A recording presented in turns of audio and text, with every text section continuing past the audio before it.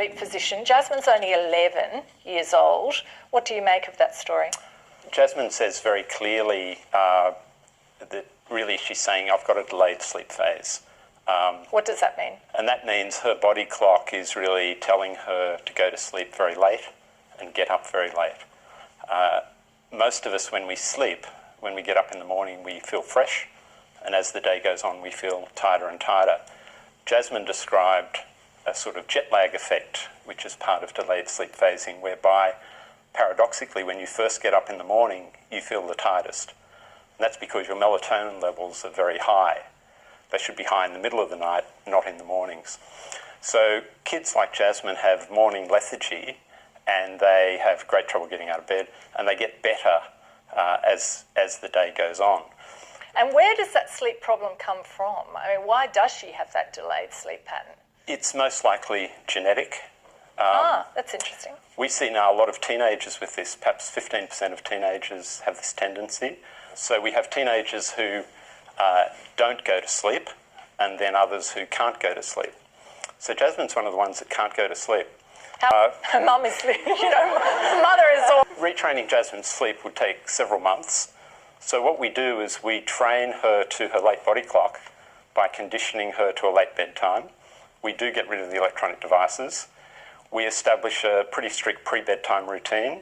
It would start with a hot, deep bath, some light reading, music, so chilled music on a playlist, a snack and a drink, and then bedtime. And it's like boot camp. It's very, very strict. And after 4 or 5 weeks, the brain gets used to this, so that when the bath comes, the brain is already thinking about sleep.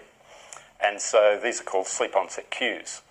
And how long do you have to do that for it to start to kick in? Months or weeks or? Year 10 to 12 kids will take 5 to 6 weeks. Jasmine might take 4 or 5 weeks. And we document this in sleep diaries, so we can sort of objectively measure it. And really, you then have to maintain it to some extent.